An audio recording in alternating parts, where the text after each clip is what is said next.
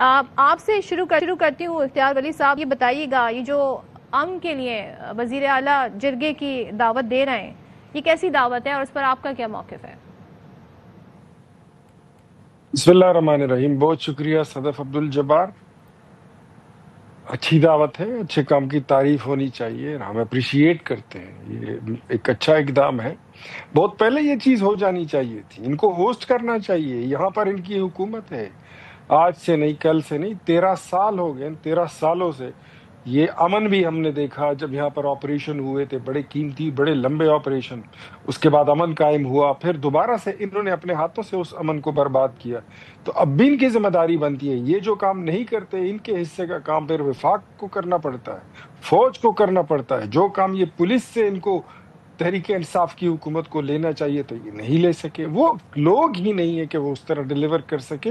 they don't know how to perform, they don't know about their goals، کہ انہوں نے وہ حکومت میں کس لیے آئے۔ آپ اس سے اندازہ لگا لیں، وہ کہتے ہیں کہ ہمیں کام، ہم سے ترقی خوشحالی سے کوئی لینا دینا نہیں، ہم نے تو عمران خان کو رہا کروا کے لانا ہے، ہمارا تو یہ، ہماری یہ ڈیوٹی لگی ہے۔ تو ہم سمجھتے ہیں کر یہ اس طرح کے کام کریں گے جو آج انہوں نے، یہ کل انہوں نے اسٹیپ لیا ہے، دیٹ وڈ بی اپریشیٹڈ۔ اور یہ صرف لفظی لیپا پوتی نہیں ہونی چاہیے، یہ کوئی کاسمیٹک گلاس اوور نہیں ہونا چاہیے کہ نیچے سارا گند دبا کے اوپر سے اچھا شیشہ ویشہ رکھ کے اور اچھی سی میز کی پریزنٹیشن بنا کے آپ دے دیں۔ وہ آن لائن شاپنگ والا کام نہیں ہوگا، اخلاص سے کام کرے۔ اگر آپ نے رنگ بازی کی یا آپ نے دھوکہ کیا تو وہ اس کے نتائج بھی پھر خراب ہوں گے۔ اور ان لوگوں کو جو 4 کروڑ سے اوپر کی یہاں کی آبادی ہے، یہ ان لوگوں کے ساتھ ظلم اور زیادتی ہے کہ آپ لوگوں کو مروا رہے ہیں، آپ نے، اور آپ کی سنجیدگی کہیں دکھائی نہیں دے رہی ہے۔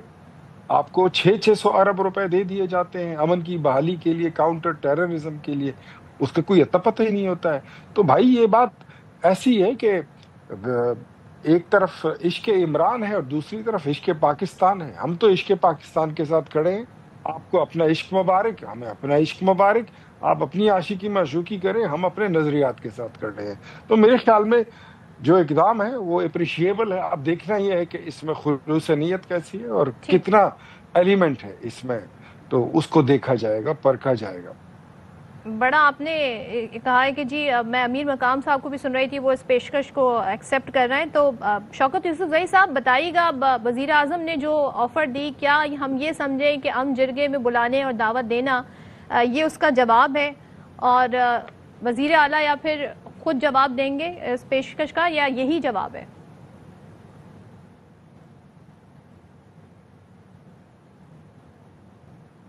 چلیں شوکت یوسف زئی صاحب سے رابطہ کرنے کی کوشش کریں گے۔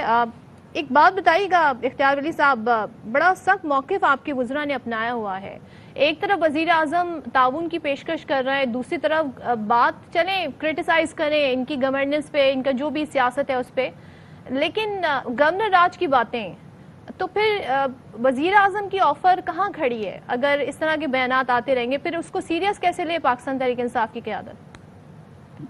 دیکھیں صدف، آئین، قانون، دستور، رواج، جرگہ، پنچایت، یہ ساری چیزیں اپنی جگہ پر ٹھیک ہے، محترم ہے، لیکن کیا جمہوریت کا لبادہ اوڑھ کر اگر کوئی ایک صوبے کو ملک سے علیحدہ کرنے کی سازش میں، یا دانستہ طور پر یا غیر دانستہ طور، یا اپنی بے وقوفی سے یا اپنے عقل سے وہ اس میں شامل ہو، اور ہم یہ دیکھ رہے ہوں کہ ملک کو نقصان پہنچ رہا ہے، تو آپ کا کیا خیال ہے کہ پاکستان کی سیاسی قیادت، وفاق، ریاست، فوج یہ سارے تماشا کرتے رہیں گے کہ آئین ہمیں اجازت نہیں دیتا، قانون ہمیں اجازت نہیں دیتا؟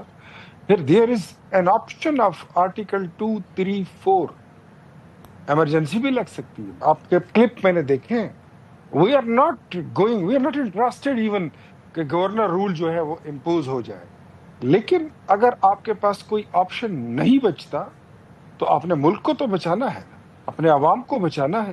کیا یہ لوگ جو کہتے ہیں پاک افغان سرحد کو ڈیورنٹ لائن کہتے ہیں، ان کی باتوں کو درست سمجھ لیں، ان کو کرنے دیں، یہ ڈیورنٹ لائن تسلیم کر لیں۔